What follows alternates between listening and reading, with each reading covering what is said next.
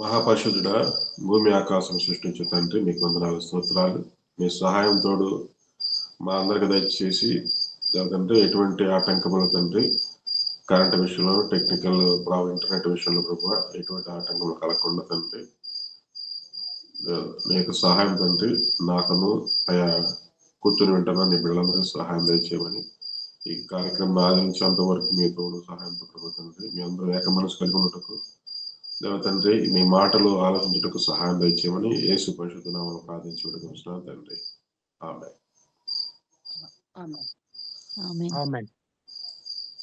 అందరికీ వందనాలమ్మా. దేవుని ఆజ్ఞలు అతిక్రమించే అక్రమార్కులు. వాయిస్ క్లారిటీ ఉంది కదా? Video, audio okay, right, thank you. దేవుని ఆజ్ఞలు అతిక్రమించే అక్రమార్కులు. లోకంలో కూడా మనకి ఆజ్ఞలు ఉన్నాయి. ఈ లోక సంబంధమైన ప్రభుత్వం మనకి ఏర్పాటు చేసే కొన్ని ఆజ్ఞలు ఉన్నాయి. ఆజ్ఞల ప్రకారమే మనం జీవించాలి. ఆజ్ఞల్లో ఎటువంటి తప్పు జరిగినా ఆ సంబంధించిన అధికారి మన మీదకి అధికారం చలాయించి మన మీద శిక్ష వేసే అవకాశం ఉంది. కనుక కొన్ని విషయాలు అసలు ఆజ్ఞ అంటే ఎలా ఉంటుంది, లోక సంబంధంగా మనం ఆలోచించుకున్నట్లయితే, లోకంలో మనం ప్రయాణం అవుతా ఉన్నాం. ఒక బస్సులో ప్రయాణం అవ్వచ్చు, ఒక ట్రైన్లో ప్రయాణం అవ్వచ్చు, లేకపోతే వేరే దేంట్లో అయితే ప్రయాణం. ఈ ప్రయాణం చేసేటప్పుడు మనం టికెట్ తీసుకోవాల్సిన బాధ్యత మనకు ఉంది. అందుకని లోపల బస్సులో రాసే టికెట్ లేని ప్రయాణము నేరం అని చెప్పేసి లోపల బోర్డు కూడా ఉంటుంది. అంటే వాళ్ళు టికెట్ తీసుకోవాలి, ప్రయాణించి టికెట్ తీసుకోవాలి, ట్రైన్ అయినా బస్సు అయినా టికెట్ తీసుకోవాలి, అది ఆజ్ఞ. కనుక టికెట్ లేకపోతే స్క్వాడ్ వచ్చేసి చెక్ చేస్తారు అందరికి టికెట్లు ఉన్నాయా లేదా అని. లేకపోతే పట్టుకుంటారు, ఫైన్ వేస్తారు. అంటే తీసుకోవాల్సిన బాధ్యత మనకు ఉంది ప్రయాణం చేసేప్పుడు. ఇప్పుడైతే ప్రభుత్వం స్త్రీలకి ఫ్రీ టికెట్, ఫ్రీ బస్సు అని చెప్పేసి పెట్టింది, కానీ అది లోకల్ బస్సు. అదే వేరే స్టేషన్కి వెళ్ళాలంటే, వేరే ఊరు వెళ్ళాలంటే కంపల్సరీగా టికెట్ తీసుకోవాల్సిందే. కనుక టికెట్ లేని ప్రయాణం నేరం కాబట్టి టికెట్ కంపల్సరీగా తీసుకోవాలి. అలాగే మన ఆరోగ్య విషయంలో కూడా కొన్ని సూత్రాలు ఉన్నాయి. అది దేవుడు మన శరీరంలో పెట్టిన, శరీరానికి విధించిన కొన్ని ఆజ్ఞలు. ఆ శరీరం పాటిస్తూ ఉంటుంది. టెంపరేచర్ విషయంలో, బాడీ టెంపరేచర్ విషయంలో 98 degrees టెంపరేచర్ ఉంటుంది మనకి. థర్మామీటర్ పెట్టుకుంటే 98 degrees అంటే బాడీ అది మెయింటైన్ చేస్తూ ఉంటుంది. దాన్ని మనం చెడగొట్టామనుకోండి, టెంపరేచర్ పెరగచ్చు, తరగచ్చు. కనుక అది ఎప్పుడు 98లోనే ఉండాలి. అది 98.4లో ఉంటుంది. సో బీపీ, షుగర్ విషయంలో కూడా దానికి కూడా బీపీ ఎంత ఉండాలని కూడా ఒక లెక్క ఉంటుంది. షుగర్ ఎంత ఉండాలని కూడా లెక్క ఉంటుంది. ఆ లెక్కలు తేడా రాకూడదు. కనుక ఎక్కువ షుగర్ తినకూడదు, ఎక్కువ కారం తినకూడదు, ఎక్కువ ఉప్పు తినకూడదు. తగు మాత్రమే మనం తీసుకోవాలి. ఉప్పులైనా, కారాలైనా, షుగర్లైనా. బాగా టేస్టీగా ఉంది కదా చెప్పి తింటే ఉందంటే బీపీ పెరగచ్చు, షుగర్ పెరగచ్చు, అది డౌన్ అవ్వచ్చు. కనుక అది ఎప్పుడు కూడా ఆ లెవెల్ మెయింటైన్ చేస్తూ ఉంటుంది. బాడీ టెంపరేచర్ కావచ్చు, బీపీ కావచ్చు, షుగర్ కావచ్చు, ఏదైనా సరే దాటికి గుండె కూడా 72 సార్లు కొట్టుకుంటుంది నిమిషానికి. ఎక్కువ కొట్టుకుందంటే ఆ ప్రమాదమే, తక్కువ కొట్టుకున్నా కూడా ప్రమాదమే.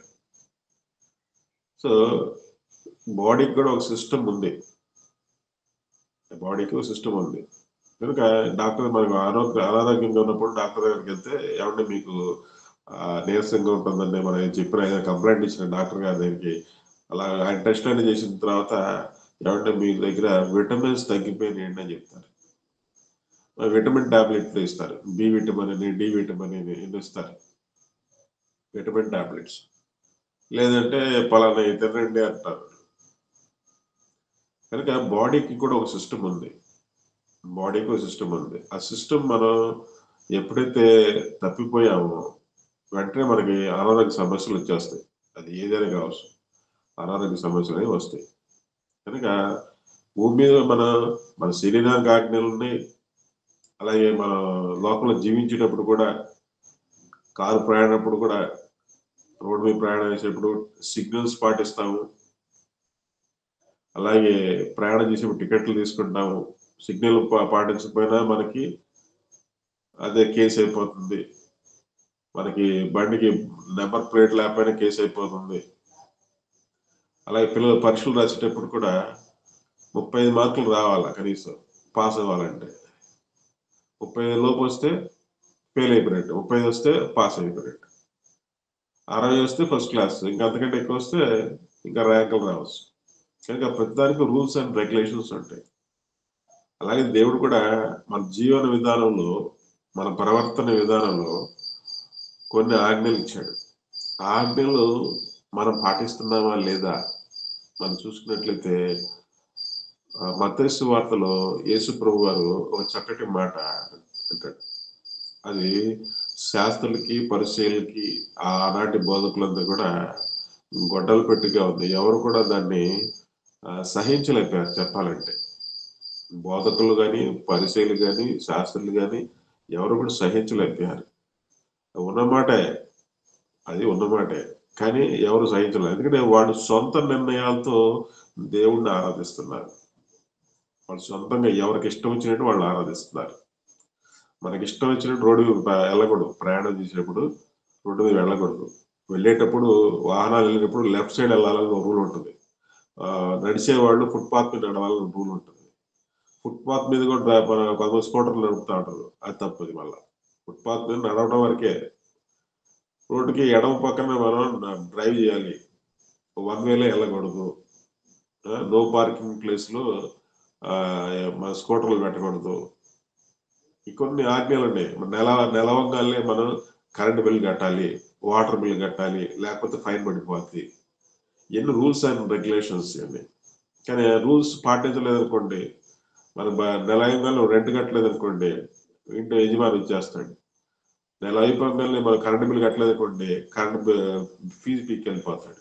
అంటే వాళ్ళకు డేట్లు ఉంటాయి. ఆ డేట్ల ప్రకారం మనం పాటించాలి. ఆ ప్రకారం కట్టేసేయాలి. మనం సొంత నిర్ణయాలు తీసుకొని కట్టకుండా, వాటర్ బిల్లు కట్టకుండా, కరెంట్ బిల్లు కట్టకుండా, ఇంటి రెంట్ కట్టకుండా, ఈఎంఐలు కట్టకపోతే వాళ్ళు మీదకి వచ్చేస్తారు. దీనికి మనం మీద ఫైన్ ఇవ్వడం కోసం. ఆ ఫైన్ కూడా లొంగలేదు అనుకోండి, పోలీస్ కేసు అవుతుంది. కనుక ప్రతిదీ కూడా మనం పాటించాలి. భూ సంబంధం విషయాలు ఎంత పాటిస్తామో దేవుని విషయంలో కూడా, ఆరాధన విషయంలో కూడా కొన్ని దేవుడు ఎలాగ ఆరాధించాలన్న విషయంలో కూడా మనం కొన్ని ఆజ్ఞలు ఉన్నాయి. ఆజ్ఞలు మనం పాటించకుండా మన ఇష్టం వచ్చినట్టు దేవుడిని ఆరాధించకూడదు, మన ఇష్టం వచ్చినట్టు దేవుడిని పూజించకూడదు. చూద్దాం అన్నమాట. మత్తయి సువార్త 15వ అధ్యాయము, మత్తయి సువార్త 15వ అధ్యాయం 6 నుంచి 9 వరకు చూద్దాం. మత్తయి సువార్త 15వ అధ్యాయము 6 నుంచి 9 వరకు.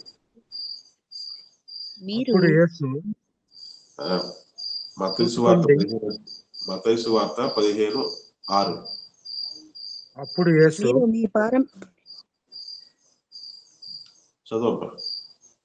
మీరు మీ పారంపర్యాచార్యమును నిమిత్తమై దేవుని వాక్యమును నిరర్థకము చేయుచున్నారు. వేషధారులారా, ఈ ప్రజలు తమ పెదవులతో నన్ను గణపరచుదురు గాని వారి హృదయము నాకు దూరంగా ఉన్నది. మనుషులు కల్పించిన పద్ధతులు దైవోపదేశములని బోధించుచు వారు నన్ను వ్యర్థంగా ఆరాధించుచున్నారు. ఈ వాక్యాన్ని మనం జాగ్రత్తగా పరిశీలించినట్లయితే మొట్టమొదటి ఏమంటున్నాడంటే మీ పారంపర్యాచారములు అంటే దేవుణ్ణి ఆరాధించే విషయంలో ఆచారాలు పెట్టారు. ఆజ్ఞలకు బదులుగా ఆజ్ఞలను పక్కనెట్టేసేసి ఆచారాలు పెట్టేశారు. అందుకే అన్నాడు మీ పారంపర్యాచారాలు అంటాడు. ఈ ఆచారాలు పెట్టారు కానీ అసలు పెట్టాల్సిన ఆజ్ఞలు, దేవుడు ఆజ్ఞలు పెడితే మనుషులు ఆచారాలు పెట్టారు. ఏంటి ఆచారాలు చూద్దాం. ఆచారాలు పెట్టి ఏం చేశారంటే దేవుడు వాక్యాన్ని నిరర్థకం చేశారంటే వాక్యాన్ని పక్కన పెట్టేసేసారు. వాక్యాన్ని పక్కన పెట్టేసి ఆచారాన్ని విలువిస్తున్నారు. ప్రస్తుతం సంఘాల్లో జరిగే పరిస్థితి అన్నమాట. సంఘాల పరిస్థితి ఏంటంటే అన్ని సంఘాలలో ఉంది, అది ఆచారమా ఆజ్ఞ అని మనకు తెలియదు. దేవుడు ఆజ్ఞ ఆచారం అనేది తెలియదు. ఇంకేమంటాడు, ఈ ప్రజలు తమ పెదవులతో నన్ను గణపరుచుదురు కానీ వారి హృదయం నాకు దూరంగా ఉన్నది. పెదవులతో గణపరుచుదురు అంటే పాటలు పాడతారు, పాటలు పాడతారు కానీ హృదయం మాత్రం దేవునికి దూరంగా ఉందంట. అంటే దేవుడు పనులు చేయడానికి మాత్రం హృదయం సిద్ధంగా లేదు. కానీ పాటలు పాడడం పెదాలు ఆడించడమే కదా, పెదాలు ఆడించడం ఎవరైనా ఆడిస్తారు, కానీ హృదయపూర్వకంగా దేవునికి ఇష్టమైన పనులు మాత్రం చేయరు. అందుకని హృదయం దూరంగా ఉంది, కానీ పెదవులతో మాత్రం ఆరాధిస్తారంట. నన్ను వ్యర్థంగా ఆరాధిస్తున్నారు చెప్తున్నాడు. ఇంకా ఏమంటాడు, మనుషులు కల్పించిన పద్ధతులు అంటాడు. మనుషులు కల్పించిన పద్ధతులు దైవోపదేశములని. మనుషులు కల్పించినవి ఏంటి? ప్రపంచంలో ఇప్పుడు ఉన్నాయన్నీ కూడా మనుషులు కల్పించినయే. ప్రపంచంలో ఇప్పుడు ఉన్నాయన్నీ కూడా మనుషులు కల్పించినయే. దేవుడు చేసింది పక్కన పెట్టేసి, ఒకప్పుడు మనం గుర్రాల మీద ప్రయాణం చేసేవాళ్ళం, ఒడ్ల మీద ప్రయాణం చేసేవాళ్ళం. ఇప్పుడు ఏమొచ్చింది, మనుషులు ఏం చేశారు? స్కూటర్లు తయారు చేశారు, లారీలు తయారు చేశారు, బస్సులు తయారు చేశారు. ఈ మనుషులు కల్పించినవి. అలాగా ప్రతి విషయంలో కూడా, ఇప్పుడు తినే విషయంలో చూసుకుందాం అనుకోండి, దేవుడు తినడానికి మంచి యాపిల్ పండు ఇచ్చాడు, అలాగే మంచి మామిడి పండు ఇచ్చాడు, యాపిల్ పండు ఇచ్చాడు, సపోటా ఇచ్చాడు. కానీ ఇది తింటారా అంటే ఇది తినరు. కేక్ స్వీట్ గా ఉంటుంది, అలాగే బన్ను కూడా స్వీట్ గా ఉంటుంది. జామ్ బన్ అంటారు కదా, జామ్ బన్ స్వీట్ గా ఉంటుంది, లడ్డు స్వీట్ గా ఉంటుంది. ఇవి చేసింది ఎవరు? మనుషులు. ఒక లడ్డు చేసింది మనిషే, కేక్ చేసింది మనిషే. ఈ మనుషులు చేసినవి. మరి దేవుడు చేసింది ఏంటి? దేవుడు చేసింది ఒక మామిడికాయ చేశాడు, ఒక యాపిల్ చేశాడు, ఒక సపోటా చేశాడు. ఇలాంటి ఫ్రూట్స్ చాలా ఉన్నాయి తినేవి. అంటే దేవుడు చేసిన విడిచిపెట్టేసి ఇప్పుడు షాపు తీసుకెళ్ళాలి, పిల్లల్ని షాపు తీసుకెళ్ళి ఏం కావాలరా అంటే స్వీట్లు అడుగుతుంది కానీ యాపిల్ కావడం. బేకరీలో స్వీట్లు, కేక్లు అడుగుతాడు, స్వీట్లు అడుగుతాడు, లడ్డూలు అడుగుతాడు, కానీ చాక్లెట్లు అడుగుతాడు. కానీ దానికంటే ముందు దేవుడు చేసిన ఒక మామిడికాయ అడగడం, ఒక సపోటా అడగడం. అంటే మనుషులు కల్పించిందే మనిషి ఆశిస్తున్నాడు. మనుషులు కల్పించింది మనిషి ఆశిస్తాడు. ఇప్పుడు గుర్రం మీద వెళ్ళమని చెప్పండి, అవి వెళ్తారా? వెళ్ళరు. కార్లో వెళ్ళాలంటారు, స్కూటర్లో వెళ్ళాలంటారు, విమానంలో వెళ్ళాలంటారు. పాత రోజుల్లో గుర్రాల మీద వెళ్ళేవాళ్ళు, లేదా నడిచి వెళ్ళేవాళ్ళు, ఒంట్ల మీద వెళ్ళేవాళ్ళు. అంటే మనిషి అన్ని కూడా సృష్టికి ప్రతి సృష్టి తయారు చేశాడు. సృష్టికి ఏదైనా ఆలోచించండి, ప్రతిదీ కూడా తినే విషయంలో కావచ్చు, బట్టల విషయంలో కావచ్చు, ఏదైనా ఆలోచించండి. సృష్టికి ప్రతి సృష్టి చేశాడు. మనుషులు కల్పించారు. అలాగే ఆరాధనలో కూడా మనుషులు కల్పించిన పద్ధతులు ఉన్నాయి.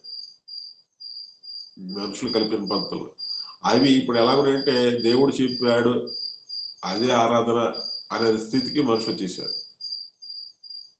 అందుకనే పైన ఏమంటాడంటే, మీ పారంపర్యాచారములు అంటాడు. మీ పారంపర్యాచారములు నిమిత్తమై దేవుని వాక్యం నిరంతరం చేస్తున్నారు. అంటే ఆజ్ఞను అతిక్రమిస్తున్నారు.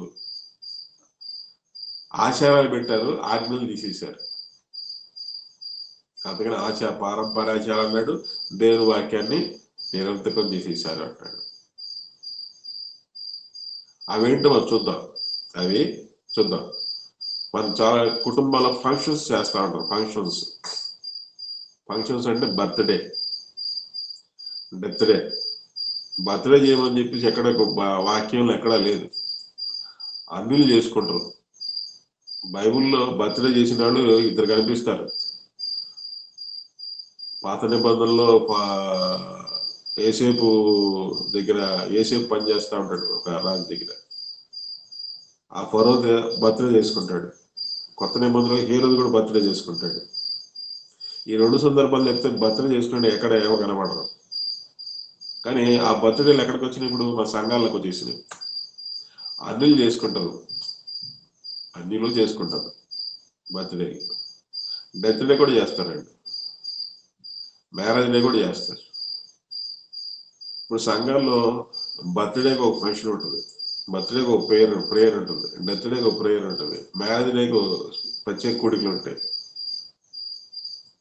అంతేగాని బైబిల్ స్టడీ చేద్దాం, యూత్ మీటింగ్ పెడదాం, సండే స్కూల్ పెడదాం, ఇవన్నీ ఎగిరిపోయింది చాలా సంఘాల్లో. చాలా సంఘాల్లో బైబిల్ నేర్చుకుందాం, ఇప్పుడు మన బైబిల్ స్టడీ చేస్తున్నాం, ఇలాంటి స్టడీ చాలా సంఘాల్లో లేదు. ఇలాంటి స్టడీ, ఈ బైబిల్ పరిశోధన అనేది, ఈ లేఖనాల పరిశోధన అనేది, బైబిల్ క్లాసెస్ అనేది చాలా సంఘాల్లో లేదు. మీరే కాస్త శ్రద్ధగా వారం 3 రోజులు 4 రోజులు పెడతారు. చాలా సంఘాల్లో కూడా ఎవరు కూడా బైబిల్ స్టడీ కూర్చోరు. వస్తే సండే స్కూల్కి చిన్నపిల్లలు పంపిస్తారు, ఆదివారం ఆరాధన జరుగుతుంది. వారం మధ్యలో కూడుకోవడం అనేది తగ్గిపోయి వాళ్ళ కూడికలు ఎప్పుడు పెట్టుకుంటారంటే బర్త్డేకి ఒక కూడికి పెడతారు ఇంట్లో, లేకపోతే డెత్ డేకి ఒక కూడికి పెడతారు, మ్యారేజ్ డేకి ఒక కూడికి పెట్టుకుంటారు, ఇంకేదైనా కృతజ్ఞతలు రోగం తగ్గిపోతే కూడికి పెట్టుకుంటారు. ఇవన్నీ కూడా ఇంకా అదే ఆరాధన, అదే దేవునికి స్తుతించడం అనుకుని అందరూ సరిపెట్టుకుంటున్నారు. కనుక దేవుని పిల్లరా, ఇక్కడ ఎన్ని ఆచారాలు, మనం ఏం చేసే ఆచారాలు, birthday, death day, marriage day, ఎన్ని ఆచారాలు చేసుకోండి, తప్పేం లేదు. దేవుడి వాక్యాన్ని మాత్రం పక్కన పెట్టేసేసారు, అది చేసిన తప్పు. మీరు ఏం చేసినా కూడా యేసు ప్రభు నామములో చేయండి, తప్పు కాదు. కానీ అవే ఆరాధన అనుకోవడం పెద్ద తప్పు అనమాట. కనుక ఇక్కడ చెప్పేది పారంపర్యాచారాలకి మీరు ఇంపార్టెన్స్ ఇస్తున్నారు, కానీ దేవుని వాక్యం నిరంతరం చేస్తున్నారు, నన్ను వ్యర్థంగా ఆరాధిస్తున్నారు అని చెప్పేసి చెప్తూ మానవులు కల్పించిన పద్ధతులు అంటాడు. మానవులు కల్పించిన పద్ధతులు దైవోపదేశములు అంటే దేవుడే చెప్పేశాడు అని చెప్పి లేబుల్ పెట్టేశాడు. దానికి పెట్టిన పేరు ఏంటంటే, ఒక బర్త్డే అయినా ఒక డెత్ డే సరే దేవుడు కార్యాలు ఏంటి అని చెప్పి అనుకుంటున్నాం. కానీ వాక్యాన్ని ఎక్కువ నేర్చుకోవాలి, వాక్య ప్రకారం నడుచుకోవాలి. ప్రారంభ శతాబ్దం ఎలాగుంది, అపోస్తులైన పౌలు కానీ, పేదరు కానీ, యోహాను కానీ, మత్తయి కానీ, మార్కు కానీ, వీళ్ళందరూ భక్తులందరూ వాళ్ళ జీవిత విధానాలు ఎలాగున్నాయి, నేటి విశ్వాసులు సంఘాల యొక్క పరిస్థితులు ఎలాగున్నాయి. ఒక మాట చెప్పాలంటే మన కంఫర్ట్ జోన్ లో ఉన్నాం.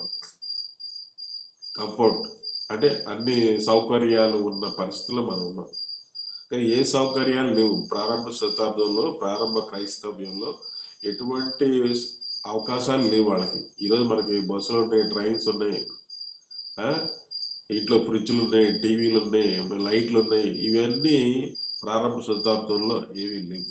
కానీ అవేమి లేకపోయినా సువార్త విస్తృతంగా జరిగింది. ప్రాణాలు పోగొట్టుకున్న పరిస్థితి కూడా ఉంది. ప్రారంభ శతాబ్దంలో ప్రాణాలు పోగొట్టుకున్న పరిస్థితి ఉంది. కానీ ఈనాడు మాత్రం అటువంటి కష్టపడి దేవుని కొరకు బ్రతకాలి అనేది ఉద్దేశం లేదు. కానీ ఎంతటితో సరిపెట్టుకున్నారంటే కేవలం కుటుంబ ప్రార్థన, లేదా బర్త్డే, లేదా డెత్ డే, ఇంకేదైనా ఫంక్షన్స్ లో కలుసుకోవడం, అక్కడ చిన్న ప్రార్థన పెట్టుకోవడం, అంతా ముగించేస్తారు అంతే. దీంతో మన పరలోకం రాదు, అది కేవలం ఏంటంటే మనం ఓనమహాలు నేర్చుకుంటున్నాం అంతే, ఏబిసిలు నేర్చుకుంటున్నాం. ఏబిసిలతో రాదు, ఏ టు జెడ్ కూడా రాదు, ఏబిసిలతో ఆగిపోయాయి మనం. కనుక ఇంకా లోతుల్లోకి మనం వెళ్ళాలి, అంచేత అంటే మానవులు కల్పించిన పద్ధతుల్లోనే ఆగిపోయాం మనం. అన్ని మానవులు కల్పించిన పద్ధతులే. కనుక ఇంకా ఏమంటే చూద్దాం. ఆమోసు గ్రంథం 5వ అధ్యాయం, ఆమోసు గ్రంథం 5వ అధ్యాయం 21 నుంచి చూద్దాం. ఆమోసు గ్రంథం 5వ అధ్యాయం 21 నుంచి. మీ పండుగ దినములను నేను అసహించుకుంటున్నాను, వాటిని నీచముగా ఎంచుచున్నాను. మీ వ్రత దినములలో కలుగు వాసనను నేను ఆజ్ఞాపింపనలను. నాకు దహన బలులను, నైవేద్యములు మీరు అర్పించినను నేను వాటిని అంగీకరింపను. సమాధాన బలుగా మీరు అర్పించు క్రొవ్విన పశువులను నేను చూడను. మీ పాటల ధ్వని నా యొద్ద నుండి తొలగనీయుడి. స్వరమండలముల నాదము వినుట నాకు మనస్సు లేదు. చాలు. ఇక్కడ ఏమన్నాడంటే మీ పండగలొద్దు, మీ పాటలొద్దు అంటున్నాడు. మనం ఎన్ని పండుగలు చేస్తున్నామంటే క్రైస్తవులు ఈరోజు పండగలు కూడా ఎన్నో చేస్తా ఉన్నారు క్రైస్తవులే. అది బైబిల్లో ఎక్కడా లేవు, బైబిల్లో లేవు, కానీ చేస్తున్నారు.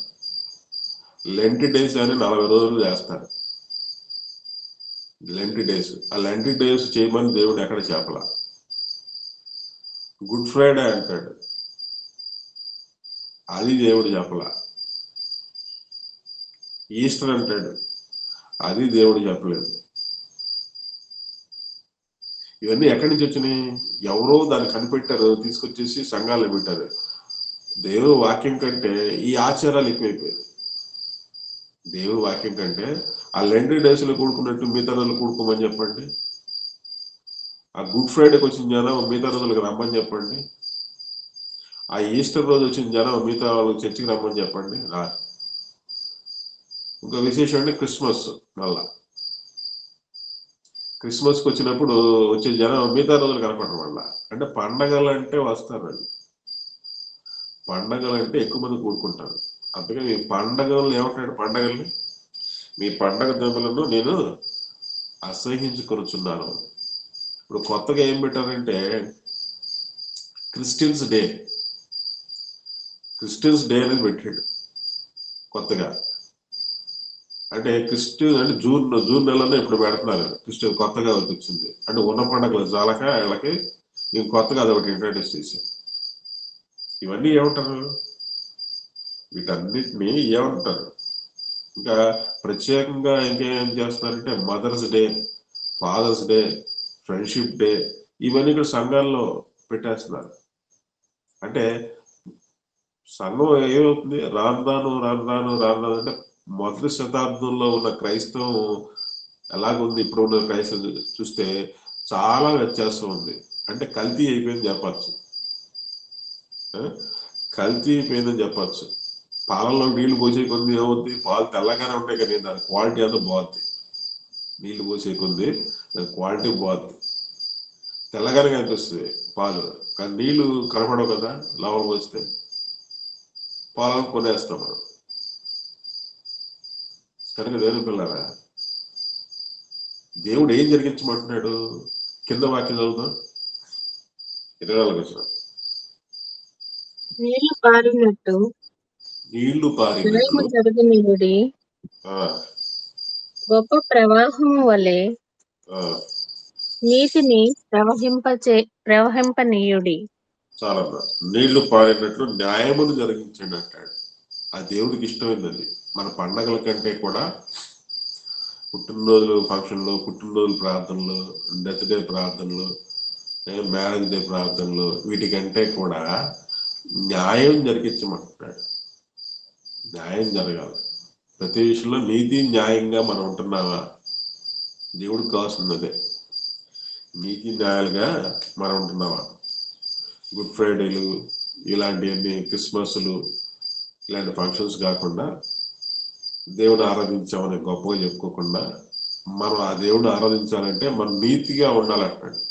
నీతిగా ఉండాలి, న్యాయంగా ఉండాలి, న్యాయం జరిగించాలి, పరిశుద్ధంగా ఉండాలి, నిర్దోషంగా ఉండాలి. ఇది చాలా ముఖ్యం. ఇవి ఉండి నువ్వు ఏదైనా చేస్తే దేవుడు మెచ్చుతాడు. కానీ అది నీతి న్యాయాలు లేకుండా, పరిశుద్ధత లేకుండా, నిర్దోషత్వం లేకుండా, న్యాయం జరిగించకుండా మన బర్త్డేలు, డెత్ డేలు చేసిన ఏ ఉపయోగం లేదు. అది మనం తృప్తిపరుచుకుంటున్నాం, మనం తృప్తిపరుచుకుంటున్నాం. మనం ఒక మాట చెప్పాలంటే మనం మోసం చేసుకుంటున్నాం. అది ఏంటనేది దేవుడికి బాగా తెలుసు. కనుక ఆచారాలు వచ్చేసినాయి, పండగలు వచ్చేసినాయి, అది దేవుడిని ఆరాధిస్తున్నాము అనుకుంటున్నాం. మనుషులు కల్పించిన పద్ధతులన్నీ కూడా దేవుడిని ఆరాధించుకుంటున్నాం. అంటే ఆజ్ఞలు పక్కన పెట్టేశాం. ఆజ్ఞలు పక్కన పెట్టేసి ఆజ్ఞల స్థానంలో ఆచారాలు వచ్చేసినాయి. కానీ పైన లేబుల్ ఏమంటుందంటే ఆ దేవుని ఆజ్ఞలు అని చెప్తారు. వాటిని దైవోపదేశంలో చెప్తారు. ఇంకా దేవుని ఆజ్ఞల్ని దైవోపదేశాలు ఇవి అని చెప్తారు, కానీ దాన్ని ఓపెన్ చేసి చూస్తే ఆయన దైవోపదేశాలు మనుషులు కలిపిన పద్ధతులు. కానీ బాక్స్ పైన మాత్రం ఒక లేబుల్ ఉంటుంది, అది ఓపెన్ చేస్తే అంతే కల్తీ సరుకు ఉంటుంది. పైన మాత్రం బ్రాండెడ్. ఈ మధ్య కొన్ని పాల ప్యాకెట్లు అమ్ముతున్నారు, నందిని పాల ప్యాకెట్లు, తిరుమల పాల ప్యాకెట్లు, కొన్ని బ్రాండెడ్ ఉన్నాయి. కానీ లోపల చూస్తే కల్తీ పాలు ఉంటాయి. మన ఆ కవర్ చూసుకొని వేస్తాం మనం, అంతే కవర్ చూసుకొని వేస్తాం. కానీ కవర్ లోపలికి వెళ్తే ఆ కవర్ను వాడుకున్నారు. ఒరిజినల్గా నందిని పాలు అని, తిరుమల పాలు అని, ఏదో మంచి నెయ్యి అని మన పైన లేబుల్ ఉంటుంది మనకి, ఆ లేబుల్ బట్టి కొనేస్తాం మనం. కానీ అది ఓపెన్ చేస్తే తిని టేస్ట్ చూస్తే అక్కడ ఏమవుతుందంటే కల్తీ అని అప్పుడు తెలుస్తుంది మనకి. కల్తీ పాలయ్యి, కల్తీ పెరుగు అని చెప్పేసి, కల్తీ నెయ్యి అని అర్థం అవుతుంది. నూనె కూడా అంతే. ఏ సరుకైనా తినేటప్పుడు దాన్ని అనుభవించినప్పుడు అది ఒరిజినల్ కల్తీ అనేది మనకు తెలిసిపోదు. అదే మనం వాక్యం కూడా మనం చేసే పద్ధతులన్నీ కూడా కరెక్టా కాదు, వాక్యం చదువుతున్నప్పుడు మనకు అర్థమవుతుంది. అవి ఆచారాల ఆజ్ఞలు పక్కన వేసేసి ఆచారాలు పెట్టాడు. అందుకనే దానికి ఆ టైటిల్ అందుకే పెట్టాల్సి వచ్చింది, ఆజ్ఞలను అతిక్రమించి అక్రమార్కులు అని. ఆజ్ఞలను అతిక్రమించి అక్రమార్కులు అంటే ఆచారాలు పెట్టారు, ఆజ్ఞలు తీసేసారు. మన వరకు చూసి ఏమనుకుంటున్నాం అంటే ఇదే దేవుని ఆరాధన అని మనం అనుకుంటున్నాం, దీన్ని ఇలాగ ఆరాధించాలనుకుంటున్నాం. సరే ఇదంతా పాత నిబంధనలో ఉందండి అనుకుంటాం మనం. మరి కొత్త నిబంధనలకు వద్దాం, కొత్త నిబంధనలకు వచ్చి చూద్దాం. గలతీయులకు రాసిన పత్రిక 4వ అధ్యాయం 8 నుంచి చదువుదాం. గలతీయులకు రాసిన పత్రిక 4వ అధ్యాయం 8వ వచనం. నా కాలమందైతే మీరు దేవుని ఎరుగని వారి నిజమునకు దేవుళ్ళు కాని వారికి దాసులై ఇంటిది గాని. ఎప్పుడది ఆ కాలం అంటే నువ్వు బాప్తీసం తీసుకోక ముందు, మీరు బాప్తీసం తీసుకోక ముందు, చర్చికి రాకముందు, యేసు ప్రభు దేవుడు తెలియనప్పుడు, యేసు ప్రభు దేవుడు అని తెలియక ముందు, బైబిల్ చదవక ముందు, ఆ కాలం ముందు అయితే దేవుని ఎరగని వారిగా ఉన్నారు. కాబట్టి బర్త్డేలు చేసుకున్నారు, డెత్డేలు చేసుకున్నారు, మ్యారేజ్ డేలు చేసుకున్నారు, ఫంక్షన్స్ చేసుకున్నారు, ఫంక్షన్స్ లో సంతోషించారు. నిజంగా దేవుళ్ళు కాని వారికి దాసులై ఉంటారు. కానీ చదవమ్మా. మరి విశేషముగా దేవుని చేత ఎరుగబడిన వారనై ఉన్నారు గనుక బలహీనమైనవి. ఇప్పుడు మీరు దేవుని ఎరిగిన వారు, బాప్తీసం తీసుకున్నారు అంటే దేవుణ్ణి ఎరిగిన వారు. బాప్తీసం తీసుకోలేదు అంటే దేవుణ్ణి ఎరగని వారు. దేవుడు యేసుప్రభు స్వరక్షకుడు అని ఎప్పుడైతే అంగీకరిస్తామో అప్పుడు వెంటనే బాప్తీసం తీసుకుంటాం. అప్పుడు నుంచి దేవుణ్ణి ఎరిగిన వారు. బాప్తీసం తీసుకోలేదు ఇంకా అంటే దేవుని ఇంకా ఎరగలేదు, అర్థం కాలేదు మీకు దేవుడు. ఇంకా దేవుని ఎరగని వారు కూడా వేరే దేవుడు పూజించారు. ఇప్పుడు దేవుడిని ఎరిగారు కాబట్టి ఇప్పుడైతే దేవుడు ఎరిగిన వారు, మరి విశేషంగా దేవుని చేత అని దేవుడు కూడా గుర్తించాడు ఇప్పుడు మీకు మిమ్మల్ని. కాబట్టి బాప్తీసానికి ముందు, బాప్తీసానికి తర్వాత, కరోనాకు ముందు, కరోనా తర్వాత అంటాం చూసావా.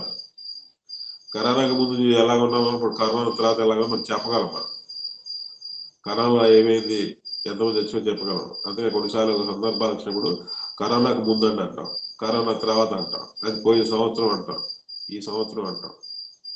అలాగే బాప్తీసానికి ముందు దేవుణ్ణి ఎరగని వారు, ఇప్పుడు బాప్తీసం తీసుకున్నాం కాబట్టి దేవుని ఎరిగిన వారు. ఎరుగువారే ఉండి గనక బలహీనమైన నిష్ప్రయోజనం మళ్ళా తిరగనేలా అయిన మూలపాఠాలు అంటున్నారు. ఏవి మరి బర్త్డేలు, డెత్ డేలు, ఏంటి మ్యారేజ్ డేలు, ఫంక్షన్స్. ఇంకా ఇంకో విషయం చెప్తాను మీకు. కొత్తగా నీ మధ్య చూశాను, అవి కూడా నేను జ్ఞాపకం పెట్టుకొని ఉంచాను నేను. అదేంటంటే మేరీ ఫీస్ట్ అని చేస్తున్నారు. మేరీ ఫీస్ట్ చర్చికి వస్తారు, మళ్ళీ మేరీ ఫీస్ట్కి వెళ్తారు. మేనిఫెస్ట్ చేయమని చెప్పి ఎక్కడ వాక్యం లేదు. మీరు దేవుడిగా కొలిసింది ఎక్కడా లేదు. మేనిఫెస్ట్ చేస్తారు.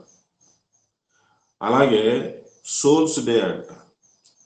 సోల్స్ డే అంటే చచ్చిపోయిన వాళ్ళ సమాధుల దగ్గరికి వెళ్ళేసేసి ఆ సమాధుల దగ్గర కొవ్వొత్తులు వెలిగించడం అంటే సోల్స్. ఆ సోల్స్ డే జరిగేటప్పుడు మేరీ ఫీస్ట్ జరిగేటప్పుడు ట్రాఫిక్ జామ్ అయిపోతుంది బయట. మేరీ ఫీస్ట్ అంతా డ్రెస్సులు వేసుకుంటారు చూడండి, ఒక రకమైన గోల్డ్ స్పాట్ కలర్లు, ఒక పింక్ గోల్డ్ స్పాట్ ఏదో కలర్ వేసుకొని డ్రెస్ వేసుకొని ఒక యూనిఫామ్గా వెళ్తారు. వాళ్ళ ప్రత్యేకమైన బస్సులు, రోడ్డు ట్రాఫిక్ జాము. ఆ మధ్య నేను ఒక రోడ్ల మీద వస్తుంటే ట్రాఫిక్ అంతా జామ్ అయిపోయింది. ఎందుకు జామ్ అయిపోయింది ట్రాఫిక్ అని చూస్తే వాళ్ళు అంటున్నారు ఇక్కడ సోల్స్ డే జరుగుతుందంటే పక్కనే శ్మశానం ఉంది. పక్కనే శ్మశానం ఉంది. ఆ శ్మశానం ఉన్నప్పుడు ఆ రోడ్ అంతా ట్రాఫిక్ లో ఇళ్లలో తిరిగి రావడం చాలా కష్టమైపోయింది. ఏం జరుగుతుంది అని అడిగితే సోల్స్ డే జరుగుతున్నాడు. సోల్స్ డే ఏంటన్నా బాబు అని ఆలోచిస్తే ఆ శ్మశానంలో కొవ్వొత్తులు వెలిగించడానికి ఇప్పుడు బ్రతికున్నాళ్ళు శ్మశానానికి వెళ్ళేసి కొవ్వొత్తులు వెలిగిస్తున్నారు చచ్చిపోయిన వాళ్ళకి. వాళ్ళ తాతలు ముత్తాతలు వాళ్ళ అమ్మలు ఎవరో ఉంటారు కదా. ఎక్కువ ఈ తమిళియన్స్ లో ఎక్కువ ఈ జబ్బు ఎక్కువ ఉంది. అది వాళ్ళు వచ్చి ఇలాంటి ఎక్కువ చేస్తా ఉన్నారు. వాక్యం చదవకపోతే ఎవరైనా చెప్పినా మనం చేసేస్తాం. ఇవన్నీ లోకంలో పుట్టినవి, దేవుడు వాక్యం ద్వారా దేవుడు చెప్పినవి కాదు. ఈ సోర్స్ డే కావచ్చు, మేరీ ఫీస్ట్లు కావచ్చు, మదర్స్ డే, ఫాదర్స్ డే, ఇవి సెలబ్రేషన్స్ ఎక్కువగా చర్చిలోకి వచ్చేసినాయి. ఆ మదర్స్ డేకి ఒక ప్రసంగం, మేరీ ఫీస్ట్కి ఒక ప్రసంగం, ఫాదర్స్ డేకి ఒక ప్రసంగం, బర్త్డేకి ఒక ప్రసంగం. ఇవే నేర్చుకుంటామంటే ఇక దేవుడు గురించి లోతుగా తెలుసుకునేది ఎప్పుడు ఆలోచించండి. కనుక ఇలాంటి ఆచారాలకి మనం దూరంగా ఉండాలి. ఇట్లాంటి ఆచారాలకి దూరంగా ఉంటాయి. అవి చర్చలకు వచ్చేసినాయి. దాన్ని మనకి నెట్టే పరిస్థితులు లేదు. కంపల్సరిగా అది కుటుంబ సభ్యులు చేయకపోతే ఊరుకోరు. అలాంటి పరిస్థితి అంటే దేవుడు పెట్టిన కట్టడలాగా పాటిస్తారు గట్టిగా చెప్పాలంటే. దేవుడు పెట్టలేదు బైబిల్ ఎక్కడ బర్త్డే చేయమని. చనిపోయిన వారి గురించి ఏడవద్దు కూడా చెప్పాడు. చనిపోయిన వారి గురించి ఏడవద్దు అన్నాడు. దాన్ని ప్రత్యేక కూడికి పెట్టుకుంటారు, మళ్ళీ దానికి అందరం పిలుచుకుంటారు. అప్పుడైనా వచ్చి అంటారు వాక్యం అనే ఉద్దేశంతో పెడతారు. కానీ మిగతా రోజుల్లో వాక్యం ప్రకటిస్తారు కానీ రారు. అలాగే ఈ మేరీ ఫీస్ట్లు, సోల్స్ డే, క్రిస్మస్లు అసలు దేవుడు చెప్పినవి కాదు ఇవన్నీ కూడా. పావులు గారు బాధపడదు కాదు రాసిన పత్రిక. మీరు పూర్వకాలం ఉన్నట్టు ఉండబాకండి, ఎప్పుడైతే దేవుడిని ఎరిగారు మీరు అలా ఉండబాకండి. ఖచ్చితంగా వాక్యం క్లియర్ గా ఉంది దీంట్లో. దేవుడిని ఎరగనప్పుడు దేవుడు కాని వారు పూజించారు. ఇప్పుడు దేవుడిని ఎరిగారు, దేవుడి చేత మరీ ఎరగబడ్డారు, దేవుడే గుర్తించాడు మిమ్మల్ని అని చెప్తూ కింద ఏమని చెప్తాడు చూడండి 10వ వచనంలో, మీరు దినములను, మాసములను, ఉత్సవ కాలములను, సంవత్సరములను ఆచరించుచున్నారు. మీ విషయమై నేను పడిన కష్టము వ్యర్థమైపోవునేమో అని మిమ్మల్ని గూర్చి భయపడుచున్నాను. చూసారా, ఈ ఆచారంలోకి వెళ్ళిపోయిన తర్వాత మీరు అలాగెళ్ళి కొట్టుకుపోతున్నారు. మిమ్మల్ని గురించి భయపడిపోతున్నాను నేను. ఈ దినములు, మాసములు, ఉత్సవ కాలములు, చూసారా, దినములు అనే లెంట్ డేస్ అని ఒకటి పెట్టుకుంటాం, బర్త్డే అని పెట్టుకుంటాం, డెత్ డే అని పెట్టుకుంటాం. దినం అంటే అదే కదా. బర్త్డే అదొక డే, అదొక దినం. డెత్ డే అదొక డే, దినం. మ్యారేజ్ డే అదొక దినం. లెంట్ డేస్ 5 దినాలు, 10 దినాలు. ఎన్ని దినములు ఎన్ని. అదే దినములు, మాసములు అని చెప్తూ మీ దినములను, మాసములు, ఉత్సవ కాలములను, సంవత్సరములను ఆచరిస్తున్నారు. మీ విషయమై నేను పడ్డ కష్టము వ్యర్థమైపోనేమో. అంత బాగా వాక్యం నేర్చుకొని బైబిల్ అన్నిసార్లు చదివేసేసి అన్ని సంవత్సరాలు చర్చికి వెళ్తూ కూడా మనం ఇంకా దాంట్లోనే ఉండిపోయామా అనిపిస్తుంది. ఏ సంఘంలోకైనా వెళ్ళండి, ఏ సంఘంలోకి వెళ్ళినా కూడా ఈ కంపల్సరీగా ఈ ఆచారాలు ఉండనే ఉంటాయి. వచ్చేసినాయి, మనం తీసేసుకునే పరిస్థితులు లేదు. స్థిర నిర్ణయం, ఒక ఖచ్చితమైన నిర్ణయం తీసుకుంటే కానీ మనం వాక్య ప్రకారం చూసుకుంటే ఒక ఖచ్చితమైన నిర్ణయానికి రావాలా. వాటిని పట్టించుకోకూడదు. ఆ ఫంక్షన్ పెడితేనే, ఎందుకంటే ఆ రోజు భోజనాలు పెడతారు కదా. ఒక బర్త్డేకి భోజనాలు ఉంటాయి, ఒక డెత్డేకి భోజనాలు ఉంటాయి, ఒక మ్యారేజ్ డేకి భోజనాలు ఉంటాయి, క్రిస్మస్ భోజనాలు ఉంటాయి, ఈస్టర్కి భోజనాలు ఉంటాయి, ఒక సెలబ్రేషన్ చేశారంటే భోజనాలు ఉంటాయి. వీటికి ఎక్కువ మంది వచ్చేస్తారు, ఎప్పుడు రానా కూడా వచ్చేస్తారు భక్తులు. అందుచేత అది నిజమైన విశ్వాసం కాదు. అందుకని యేసుప్రభు వారు కూడా ఆయన వెంబడించే వాళ్ళ గురించి ఏమంటాడు, ఎక్కడ ఉంటాడు అన్నమాట.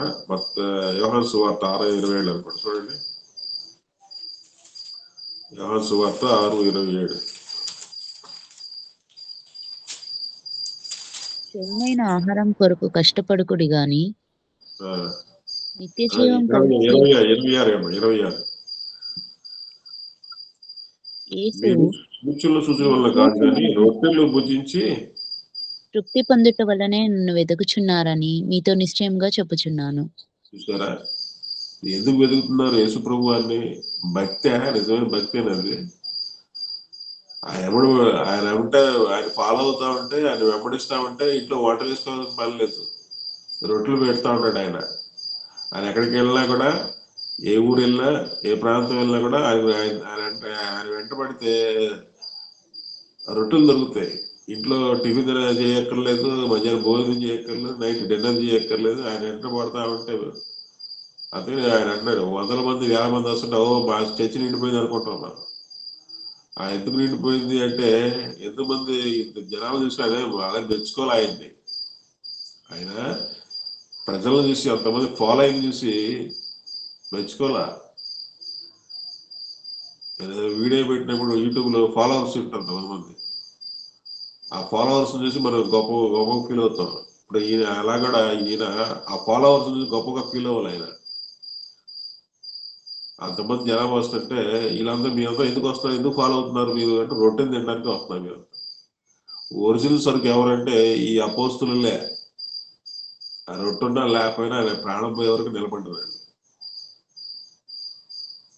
మిగతా అంతా ఆ ఫాలోవర్స్ అంతా రొట్టె తినేవాళ్లే, భోజనాల కోసం వచ్చేవాళ్లే. భోజనం ఉన్నా లేకపోయినా, ఆరోగ్యం ఉన్నా ఆరోగ్యం లేకపోయినా, ఇల్లు లేకపోయినా, డబ్బులున్నా డబ్బులు లేకపోయినా వెంబడించింది ఆ 12 మంది అపోస్తులే. ఒక యూదాస్కరియోతు తప్పితే, ఆడో కల్తీ సరుకు యూదాస్కరియోతు. కనుక దేవుని పిల్లరా, అలాంటి స్థిర మనసు, ఆయన వెంబడించే మనసు మనకు కావాలి. నేను నన్ను కూడా లెక్క పెట్టుకుంటున్నాను. మీకు చెప్పడమే కాకుండా చెప్పేటప్పుడు నన్ను కూడా లెక్క పెట్టుకుంటా, నేను అలాగున్నానేమో. అలాంటిది ఎవరినైనా ప్రవేశిస్తుంది, అది ఎవరికైనా ప్రవేశిస్తుంది. కనుక అలాంటిది రాకుండా ఉండాలంటే మన వాక్యంలో లోతైన మాటల్లోకి మనం వెళ్ళిపోవాలి. మన కాలం ఎప్పుడు ముగిసిపోతుంది మనకి అర్థం కావట్లేదు. రేపు ఉంటుందో, రేపు మనం ఉంటామో లేదో తెలియదు. మన దేవుడిని చేరుకోవాలంటే, పరలోకం చేరుకోవాలంటే ఆచారాలని పక్కన పెట్టేసి ఆజ్ఞలను మనం స్వీకరించాలి. ఆచారానికి ఆజ్ఞకి తేడా జరిగిపోతే మాత్రం మన పప్పులో కాలేసినట్టే. కనుక మన ఆచారాలు చేస్తామో ఆజ్ఞలు చేస్తాం అనేది వాక్యం ద్వారా తెలుసుకోవాలి. అందుకని పౌలు బాధపడుతున్నారు, మిమ్మల్ని గురించి నేను దుఃఖపడుతున్నాను, మేము ఇంత బాధ చేసి ఇంత నేర్చుకొని మేము ఇంకా పండగలు పబ్బాలు అని చెప్పేసి నేర్చుకో, ఇంకా వాటిలో ఉండిపోయారు మీరు అని చెప్పేసి. ఆయన పడిన శ్రమంతా వ్యర్థమైపోతుంది, శ్రమంతా కూడా వ్యర్థమైపోతుంది అని చెప్పేసి ఆయన బాధపడుతున్నాడు. కనుక అలాంటి పరిస్థితి మనకు రాకూడదు. అందుకే ప్రతి మాటను మీకు వివరిస్తున్నాను. ఇంకో విషయం ఏంటంటే, ఇవన్నీ ఆచారాలు, ఇంకో దేవుడు ఆజ్ఞలు కూడా పక్కన పెట్టేస్తారు. అది కూడా చెప్తుంది. అన్ని చెప్పడానికి మనకు టైం లేదు, కానీ కొన్ని విషయాలు మీకు చెప్తే మిగతా విషయాలు మీరు ఆటోమేటిక్గా అర్థం చేసుకుంటారని, ఆ మాటలు మీరు ఎదుగుతారని మీకు కొన్ని ఎగ్జాంపుల్స్ మాత్రం చెప్తారు. కొన్ని మాటలు మాత్రమే. వాక్యాన్ని ఎలా నిరర్ధకం చేస్తారు, వాక్యంలో ఉన్నదొన్నట్టుగా చేస్తావా, వాక్యాన్ని నిరర్ధకం చేస్తావా, ఆచారాలు చేస్తావా, ఆజ్ఞలు చేస్తున్నావా అనేది మనం గమనించడం. కొన్ని విషయాలు చెప్తాం, చాలా ఉన్నాయి, మనం తప్పిపోయే విషయాలు చాలా ఉన్నాయి. కానీ ఇక్కడ ఈ విషయంలో మాత్రం రొట్టె ద్రాక్ష రసం బల్లారాధనకు వద్దాం. బల్లారాధన, ఈ బల్లారాధనకు వచ్చేటప్పటికి కొన్ని సంఘాలు సంవత్సరం ఒకసారి మాత్రం చేస్తారు. బల్లారాధన సంవత్సరానికి ఒకసారి చేస్తారు. కొన్ని సంఘాలు నెలకు ఒకసారి చేస్తారు. కొన్ని సంఘాలు నెలకు 2 సార్లు, మొదటి వారం, 3వ వారం. కొన్ని సంఘాలు నెలకు మొదటి వారం చేస్తారు.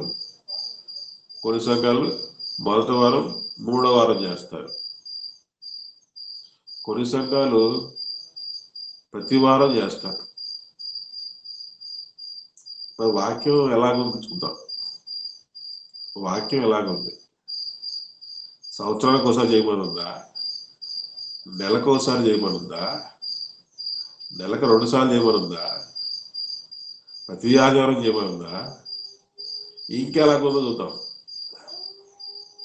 ఇంకా ఎలాగో చూద్దాం. అపోస్తుల కార్యాలు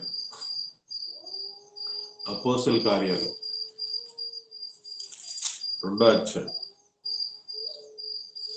46వ వచనం. 2వ అధ్యాయం 46వ వచనం. మరియు వారు ఏక మనస్కులై ప్రతిదినము దేవాలయములో తప్పక కూడుకొనుచు, ఇంటింటా రొట్టె విరుచుచు, దేవునిని స్తుతించుచు, ప్రజలందరి వలన దయ పొందిన వారై ఆనందముతోనూ మరియు వారు ఏక మనస్కులై ప్రతి దినము దేవాలయములో తప్పక కూడుకొనుచు, ఇంటింట రొట్టె విరుచుచు, దేవుని స్తుతించుచు, ప్రజలందరి వలన దయ పొందిన వారై ఉన్నారు. ఇక్కడ మాట చూద్దాం. 46లో వారు ఏక మనస్కులై ప్రతి దినము మాట అండర్లైన్ చేసుకోండి. ప్రతి దినము. ఈ ప్రతి దినము వాళ్ళు ఏం చేస్తున్నారంటే, మనం ప్రతి దినం మన దగ్గరికి వద్దాం. మనం ప్రతి దినం మనం ఏం చేస్తాం? ఉదయం లాగా టిఫిన్ చేస్తాం, మధ్యాహ్నం భోజనం చేస్తాం, ఈవినింగ్ 4-5 గంటల స్నాక్స్ ఏది తింటాం, నైట్కి డిన్నర్ చేస్తాం. ప్రతి దినం చేస్తాం. అది ఆరోగ్యం బాగాలేదు అనుకోండి, బిళ్ళలు వేసుకొని ప్రతిరోజు బిళ్ళలు వేసుకుంటారు. ఉదయం ఒక బిళ్ళ, మధ్యాహ్నం ఒక బిళ్ళ, సాయంకాలం ఒక బిళ్ళ, 3 పూటలు వేసుకుంటాం. అలాగే రొట్టెని ఆచరించేవాళ్ళు, బల్లారాధన ఆచరించేవాళ్ళు ప్రతిదినం చేస్తారండి. చూడండి,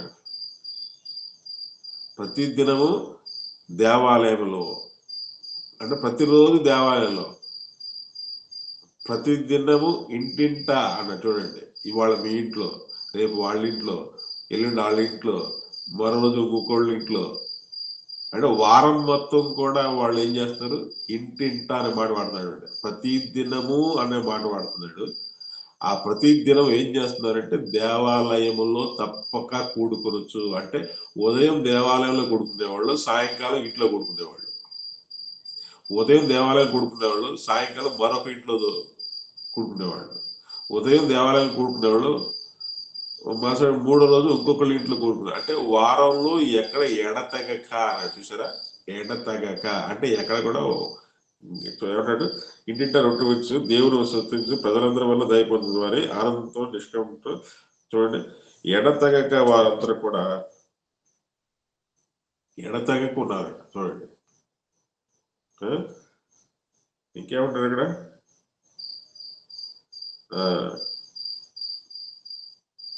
నిష్కపటమైన హృదయముతోను ఆహారము పుచ్చుకొనుచుండిరి, మరియు ప్రభువు రక్షణ పొందుచున్న వారిని అనుదినము వారితో చేర్చుచుండెను. చూసారా? అలా ఈ సంఘం ఎలాగ అభివృద్ధి పొందిందంటే ప్రతిరోజు వాళ్ళు అదే పని. మనం ప్రతిరోజు ఉద్యోగానికి వెళ్తాం కదా, ప్రతిరోజు ఎలాగ ఉద్యోగానికి వెళ్తామో, ప్రతిరోజు ఆఫీస్కి ఎలాగ వెళ్తారో, బిజినెస్కి వెళ్తారో, ప్రతిరోజు కూరగాయలు వ్యాపారం చేసేవాళ్ళు చేస్తారు, ఆటో నడిపేవాళ్ళు ఆటో నడుపుతారు, ఉద్యోగాలకి ఉద్యోగాలు ప్రతిరోజు చేస్తారు. అలాగే దేవుని సేవ కూడా ప్రతిరోజు ఆ సేవలో ఏదో ఒక పని. మీ విషయంలో నాకు సంతోషం అదొకటే. నాకు అంతగా సేవ చెప్పగానే నేను ఎమ్మటే రెడీ అయిపోతాను. వారానికి 3-4 రోజులన్నా మీ దగ్గర ఉంటుంది. వారానికి 4 రోజులు 3 రోజులు నాకు తెలియదు, కానీ మొత్తానికి వారం రోజులు ఎక్కువ, వారంలో కనీసం 4 రోజులు మీ నాకు తెలిసింది మట్టుకు. మరి నాకు తెలియకుండా ఇంకేంటే వారం రోజులు చేస్తారు నాకు తెలియదు, కానీ నాకు తెలిసి వారం 4 కార్యక్రమాలు ఇంక్లూడింగ్ సండే 4 రోజులు మాత్రం మీ దగ్గర ఉంటుంది. ఆ విషయంలో మాత్రం I appreciate house of Jesus Christ. కానీ చాలా సంఘాల్లో లేదు ఆ పరిస్థితి. అందుకని ఏ సంఘమైనా సరే నన్ను పిలిస్తే సంతోషంగా ఒప్పుకుంటాను. నేను నాకు రోజు పని ఉండాలి, అదే నాకు రోజు పని ఉండాలి అనే ఉద్దేశంతో మీరు పిలిచిన వస్తాను, ఇంకొకరు ఎవరు పిలిస్తే వెళ్తాను, నాకు కంటిన్యూగా ఉండాలి. నిన్న పొద్దున నాకు పని ఉంది, నిన్న సాయంకాలం కూడా నాకు పని ఉంది, ఇవాళ పొద్దున మధ్య నాకు పని ఉంది, ఇప్పుడు సాయంకాలం నాకు పని ఉంది, మరి రేపు పని ఉంది. నీ గ్యాప్ పెట్టుకోవడం నాకు ఇష్టం. అవకాశం దొరికితే ప్రభు పని అది ఉదయం సాయంకాలం ప్రతిరోజు ఏదో ఒక్కట మనం దేవుడి పనిలో ఉండాలి. అంతేనా? నాకు గ్యాప్ వస్తే నా బాధగా ఉంటుంది. కనీసం బైబిల్లో చదువుకోవాలి, ఇంట్లో కూర్చొని కనీసం బైబిల్లో చదువుకోవాలి, ఏ పని లేకపోతే.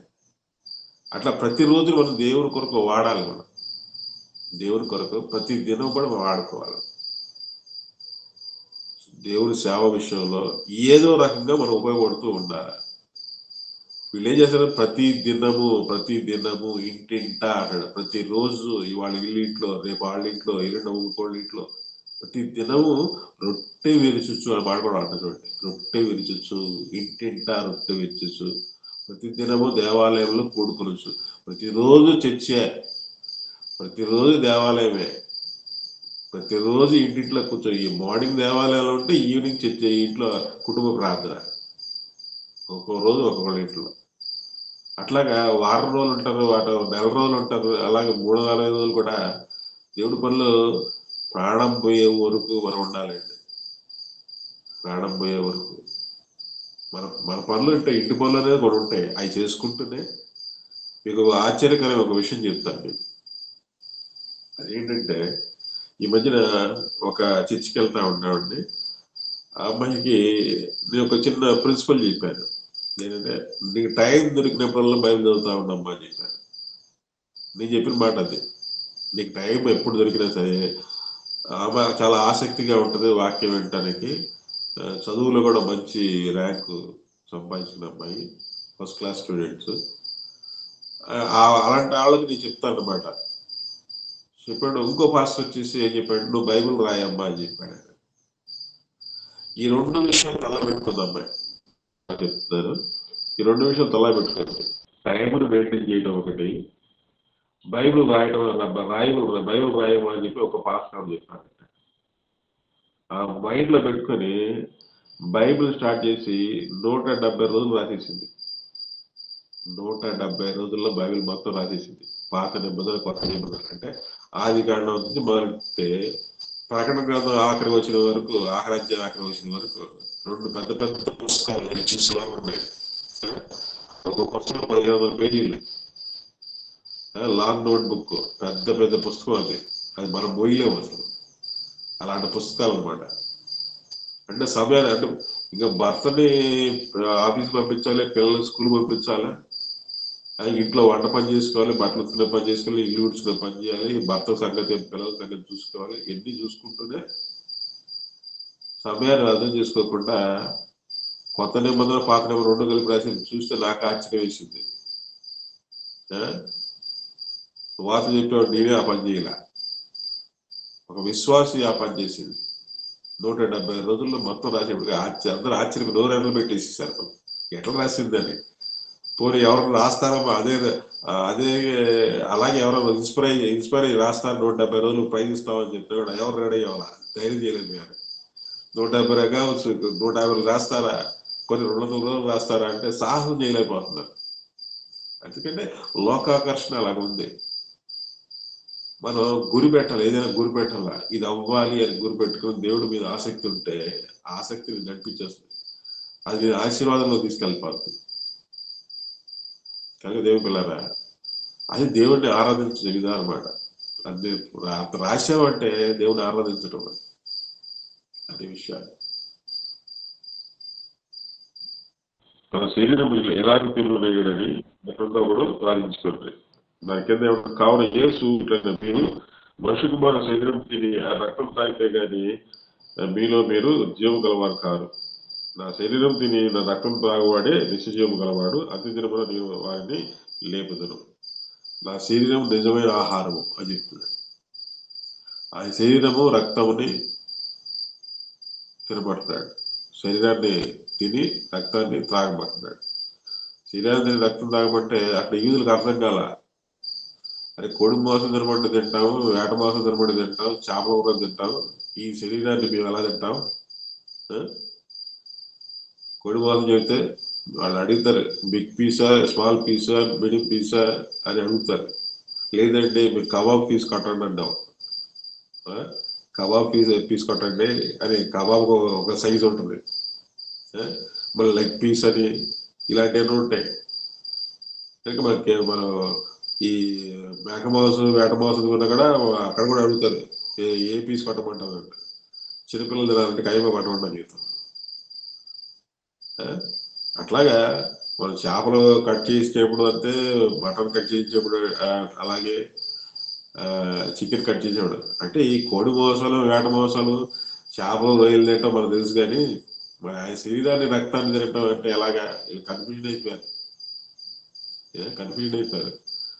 మేము తినం మనుషులు మోసం, మేము తినం. వాళ్ళకి అర్థమైంది అలాగా. ఆయన ఏం చెప్తున్నాడు? ఆయన చెప్పేది ఆయన శిష్యులకే అర్థం కావట్లా ఒకసారి. ఈ శరీరాన్ని తినమంటాడు, ఇంటికి వెళ్ళి మనం వేట మాసం తిందాం, ఇది పీక్కొని ఏం తింటాలని చెప్పి వాళ్ళు వెళ్ళిపోయారు చాలా మంది. శిష్యులు కూడా అడుగుతున్నారు, మీరు వెళ్ళిపోతున్నారు అడిగాడు. వెళ్ళిపోతున్నప్పుడు మీ శిష్యులు కదా మాట మీ దగ్గర ఉన్నాయి, మరి అర్థం కావాలి మీరు అడుగుతారు, కానీ మీ మాట మేము విడిచిపెట్టి పోనేపోమన్నారు. నిజంగా ఆలోచిస్తాం మనం. ప్రతిరోజు కూడా బల్లారాధన చేసుకొని వ్యక్తిగతంగా మనం చేసుకోవాలి. వ్యక్తిగతంగా కూడా బల్లారాధన మనం చేయడం నేర్చుకోవాలి.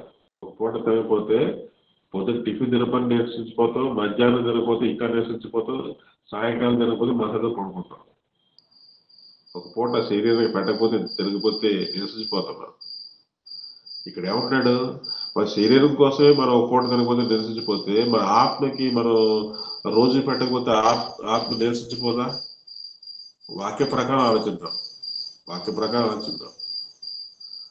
ప్రకారం ఏమిటంటే ఇంటింటా రుచి వేలుస్తున్నాడు. ప్రతి ఇంట్లో కూడా, అంటే ప్రతిరోజు కూడా మన జీవాహారం తీసుకోవాలి. వాక్యం చదవటమే జీవాహారం. వాక్యం చదవటం, ప్రతిరోజు వాక్యం చదవటమే జీవాహారం.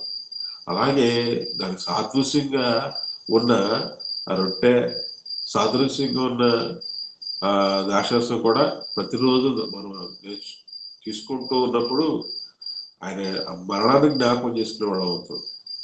ఆయన మరణాన్ని ప్రతిరోజు కూడా జ్ఞాపకం చేసుకోవాలి. ఒక ఆదివారమే కాదు, నెలకోసారే కాదు, నెలకు 2 సార్లు కాదు, సంవత్సరం ఒకసారి కాదు, ప్రతిరోజు కూడా. ప్రతిరోజు కూడా అదే చెప్పేదంతా కూడా ప్రతిరోజు బెళ్ళేసుకుంటాం. ఆ రోగులైతే ప్రతిరోజు బెళ్ళేసుకుంటాం. ఉదయం బెళ్ళ, మధ్యాహ్నం బెళ్ళ, సాయంకాలం బెళ్ళ. ఇక రోగాలు లేని వాళ్ళైతే పొద్దున టిఫిన్, మధ్యాహ్నం భోజనం, సాయంకాలం భోజనం. శరీరం గురించి ఇంత ఆలోచించే మనకి ఆత్మ గురించి ఆలోచన ఉండదా? మనం ఆచరిస్తున్నాం. మనం అలాగా ఆచరించట్లేదు. వాక్య ప్రకారం చూసుకుంటే అనుదినం కూడా అనుదినాహారం వాక్యం మనం పూజించాల. ప్రతిరోజు కూడా బలం తీసుకోవచ్చు. ప్రతిరోజు మనం ప్రార్థన చేసుకున్నట్టు బలం తీసుకోవచ్చు. అది నేర్చుకోవాలి మనం. ఈ చదువుతున్నప్పుడు నాకు ఆశ్చర్యం వేసింది అనమాట. వాక్యం చదువుతున్నప్పుడు మామూలుగా అయితే ఆదివారం మాత్రం తీసుకుంటే ఆలోచన నేను ఉన్నావు మనదాకా. ఈ చదువుతుంటే ప్రతిరోజు అనుదినము అనుదినము దేవాలయంలో అనేటప్పుడు ప్రతిరోజు దేవాలయం కూడా ఓపెన్ చేసేది ఎవరు? వెళ్ళేది ఎవరు? ఆలోచించండి. అందుకని ఇటువంటి ఆచారాలన్నీ కూడా దేవుడు కట్టిపెట్టేశాడు. ఇటువంటి ఆచారాలు యేసుప్రభు కూడా మాట చూడండి, మార్కు సువార్త 3వ అధ్యాయం. మార్కు సువార్త 3వ అధ్యాయం.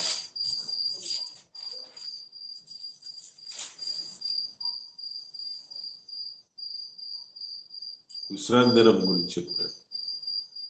విశ్రాంతి దినం గురించి చెప్తూ 3వ అధ్యాయం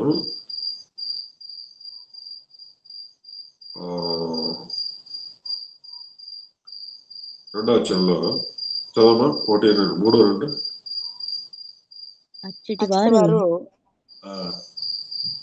ఆయన మీద నేరం మోపవలెనని ఉండి విశ్రాంతి దినమున వానిని స్వస్థపరచునేమో అని ఆయనని కనిపెట్టుచుండిరి.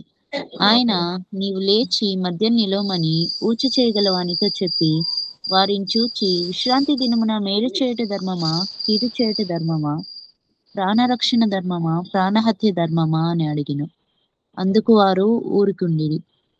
కనుక అక్కడ యేసుప్రభు వారికి ఆ మాట 3వ అధ్యాయం మార్క్స్ వార్త 3వ అధ్యాయం సందర్భం చూస్తే యేసుప్రభు వారిని ఎట్లయినా సరే పట్టుకొని చంపేశారు దురుద్దేశంతో వాళ్ళని ప్రశ్నించాడు. విశ్రాంతి దినమున అచ్చట వారు ఆయన మీద నేరం మోపాలి అనే ఉద్దేశంతో ఎట్లయితే పట్టుకోవాలి ఆయన్ని, ఏదో ఒక తప్పు చూపించి పట్టుకొని ఆయన అరెస్ట్ చేయాలి, అరెస్ట్ చేసిన తర్వాత చంపేసేయాలి, ఒక అబద్ధ సాక్ష్యం పుట్టించేసి చంపేసేయాలనుకున్నారు.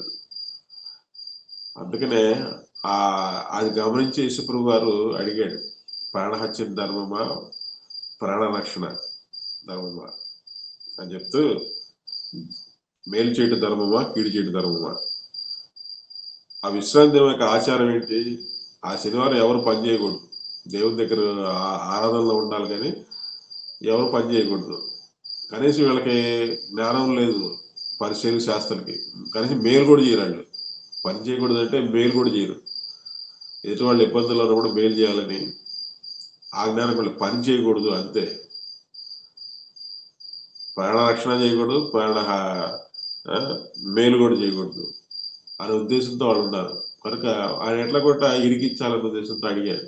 అడిగితే యేసుప్రభు కూడా గమనించి మేలు చేయట ధర్మమా, కీడు చేయట ధర్మమా అని అడిగాడు. ప్రాణహత్య ధర్మమా, ప్రాణ రక్షణ ధర్మమా అని చెప్పి అడిగినప్పుడు ఎవరు సమాధానం చెప్పాల. నాకు తెలుసు, కానీ వాళ్ళ సమాధానం చెప్పలేక సైలెంట్గా ఉన్నారు. కానీ ఎందుకంటే వీళ్ళందరూ ఆచారాల్లో ఇరుక్కుపోయి ఉన్నారు. వాళ్ళు అట్లా నేర్పించేశారు. అట్లా నేర్పించడం వల్ల ఆచారాల్లో ఉండిపోయారు. కనుక యేసుప్రభు వారు విశ్రాంతి దినాన్ని మేలు చేయడానికి ఉపయోగించవచ్చు. మీ ఉద్యోగాలు చేసుకోకూడదు, మీ వ్యాపారాలు చేసుకోకూడదు, కానీ మేలు చేయొచ్చు. రోగులకి స్వస్థపరచవచ్చు, ఆహారం లేని వాళ్ళకి ఆహారం పెట్టచ్చు, మందులు లేని వాళ్ళకి మందులు ఇవ్వచ్చు, పరామర్శించవచ్చు. ఈ చెప్పడం ఉద్దేశంలో, విశ్రాంతి దినంలో అతను స్వస్థపరచడంలో ఉద్దేశం అది. మేలు చేయండి, కానీ మీ ఉద్యోగాలు వ్యాపారాలు చేసుకోబాకండి. ఆ మేలు చేయటం కూడా దేవునికి సేవ చేయటమే. కనుక ఇటువంటి ఆచారాలు పాత నిబంధన చదివేటప్పుడు చాలా మంది ఆచారాలు ఎక్కువ ఆజ్ఞల కంటే ఆచారాలు అవలంబించేవాడు. అందుకని పౌలు గారు బాధపడుతూ ఇట్లాంటి ఆచారాలన్నింటినీ కూడా తీసేయాలి అని ఒక పట్టు దృఢ నిశ్చయం కలిగి పోరాటం మొదలెట్టాడు.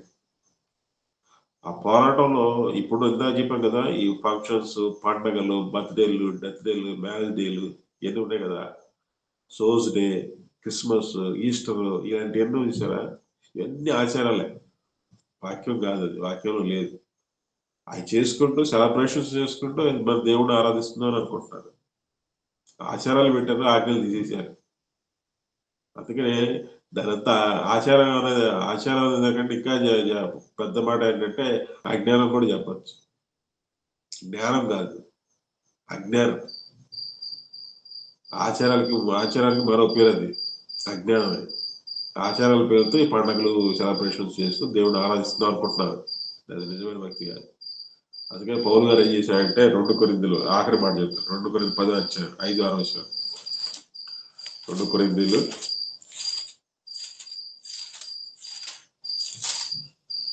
మేము వితర్కములను దేవుని గూర్చిన జ్ఞానమును అడ్డగించు ప్రతి ఆటంకమును పడద్రోసి ప్రతి ఆలోచనను క్రీస్తుకు లోబడినట్లు చెరపట్టి మీరు సంపూర్ణ విధేయతను కనపరిచినప్పుడు సమస్తమైన అవిధేయతకు ప్రతిదండన చేయ సిద్ధపడి ఉన్నాము.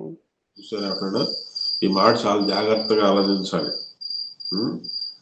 అంటే ఇందాక ఏమంటాడంటే 5వ వచనం కదా, 5వ వచనంలో వితర్కములను దేవుని గూర్చిన జ్ఞానమును అడ్డగించు.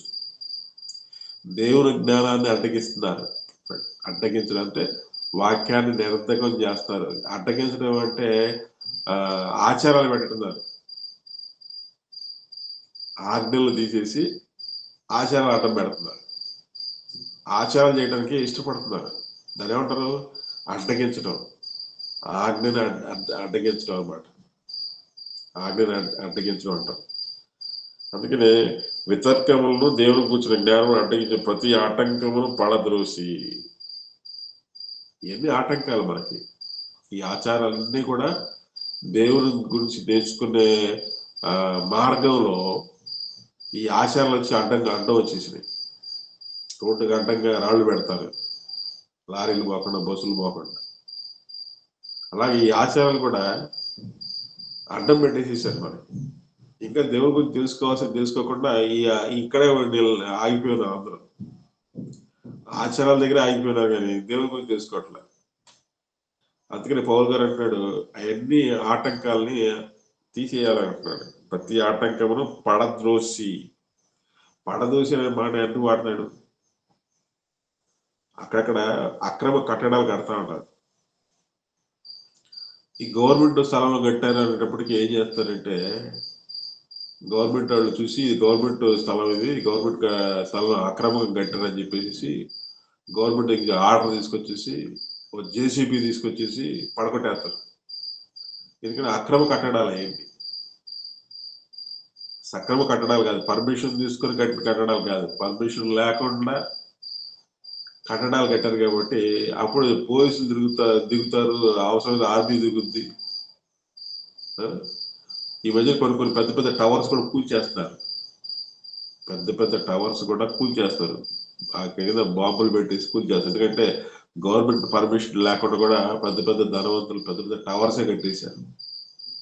ఆ ఢిల్లీలో కూడా ఈ మధ్య చూపించాడు, నేను సరిగ్గా డేట్ గుర్తులేదు కానీ పెద్ద టవర్ కూల్చేశారు. అది గవర్నమెంట్ పర్మిషన్ లేదు. అట్లా బెంగళూరులో కూడా రోడ్డు గడ్డంగా కడతా ఉంటారు, పర్మిషన్స్ ఉండవు. ఈ పర్మిషన్స్ లేకుండా కడతా ఉంటారు. క్రీస్తు వాడు ఇక్కడ ఏమంటాడంటే, మీరు సంపూర్ణ విధేయతను కనపరుచున్నప్పుడు సమస్త మీద ప్రతిదండన చేయ సిద్ధపడి ఉన్నాను. అంటే ప్రతిదండన చేయడానికి సిద్ధపడ్డాడు. పాఠం చదవలేదనుకోండి, పిల్లలు పట్టడానికి రెడీ అవుతుంది మాస్టర్. పాఠం చదవకపోతే పిల్లలు పట్టడానికి రెడీ అయిపోతాడు, అంటే పాఠం నడిపించడం కోసం. అలాగే ట్యాక్స్ కట్టలేదు అనుకోండి, ట్యాక్స్ కట్టకపోతే ఇన్కమ్ ట్యాక్స్ రైట్ చేసేసి బలవంతంగా సరే కట్టని ట్యాక్స్ ని ఇంటి మీద దాడి చేసి సరే వాళ్ళలో డబ్బులను తీసుకెళ్ళిపోతారు, వాళ్ళ బంగారం తీసుకెళ్ళిపోతారు. అంటే నువ్వు ట్యాక్స్ కట్టడానికి అవిధేయత కాబట్టి, చదవడానికి అవిధేయుడు కాబట్టి వాళ్ళ మీద యాక్షన్ తీసుకుంటారు. చదవాల్సిన పిల్లలు చదవకపోతే యాక్షన్ తీసుకుంటారు. ఇప్పుడు నారాయణ కాలేజీ, చైతన్య కాలేజీని ఎలా చదివిస్తారు మీకు తెలియదు కానీ ఈ మధ్య మా బంధువులపై చదివితే ఆడు ఫోన్ చేసి ఏడిచాడు. అప్పుడు నాకు అనిపించింది, మా అబ్బాయి అంటున్నాడు, అదే స్కూలా జైలా అని అడిగాడు. స్కూలా జైలా అంటే వాళ్ళు కొట్టి చదివిస్తారు. వాళ్ళకి రావాల్సింది ఫస్ట్ ర్యాంక్ రావాలి అంతే.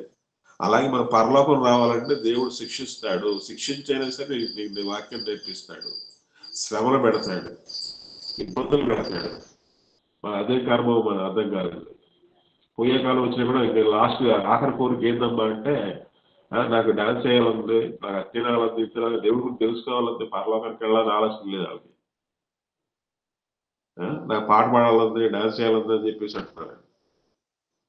కానీ దేవుడు అంత శిక్షలో పెట్టినా కూడా దేవుడి గురించి తెలుసుకోవట్లేదు. వ్యాధి బాధలు అనిపిస్తున్నా కూడా చచ్చిపోతాం తెలుసుకోవట్లేదు, దేవుడి గురించి తెలుసుకోవట్లేదు. అందుకని ప్రతి దండనకి పరిస్థితి వస్తుంది చూడండి. సమస్త మీద అవిధేయతకు ప్రతిదండ చేసి సిద్ధపడి ఉన్నారు. అవిధేయత అంటే దేవుడి గురించి ఆటంకాలు ఎక్కువ పెట్టుకున్నారు వీళ్ళు. కేవలం బర్త్డేలు, క్రిస్మస్లు, ఈస్టర్లు ఏంటి ఇట్లా ఆగిపోకుండా ఆచారాలు పక్కన పెట్టేసి ఆజ్ఞ ఏంటో తెలుసుకోండి, ఆచారం ఏంటో తెలుసుకోండి. ఏది ఆజ్ఞ, ఏది ఆచారం అని తెలుసుకొని ఇది ఆచారం అంటే పక్కన పెట్టేసేయండి, ఆజ్ఞ అంటే దాన్ని ఫాలో అవ్వండి.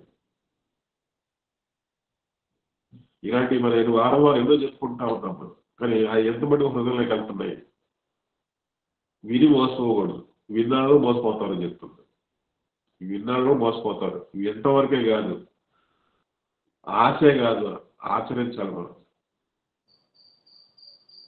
ఆచరించే వాళ్ళకు ఉంటేనే, లేదు విని ఊరుకుంటే విని మోసపోయిన వాళ్ళం. కనుక విని మోసపోబాకండి. వారం వారం వింటున్నాం కానీ మోసపోబాకండి. కానీ విన్న తర్వాత ఆచరించండి. ఆజ్ఞను ఆచరిస్తేనే కదా, ఆజ్ఞ ఆచరిస్తేనే మనకి పరలోకం. ఆజ్ఞను ఆచరించకపోతే పరలోకం లేదు. కనుక ఆజ్ఞ ఏంటి, ఆచారం ఏంటి అది తెలుసుకొని ఆచారాలు పక్కన పెట్టేసి ఆజ్ఞల్ని మనం నేర్చుకోవాల్సిన ప్రభు పేట అందరూ కోరుకుంటూ ఈ మాటల్లో ఇద్దరితో ముగిస్తున్నారు. అందరికీ వందనాలు. చిన్న ప్రార్థన చేస్తారు. పరిశుద్ధుడా కన్న తండ్రి, మీకు వందనాలు, స్తోత్రాలు. తండ్రి, దేవుని మాటల తండ్రి ఇప్పటి వరకు పరిశీలించాం. ఆజ్ఞలు, ఎన్నో ఆజ్ఞలు ఉన్నాయి. వాటిలో ప్రభు మేము ఎంత మటుకు ఆచరిస్తున్నాం.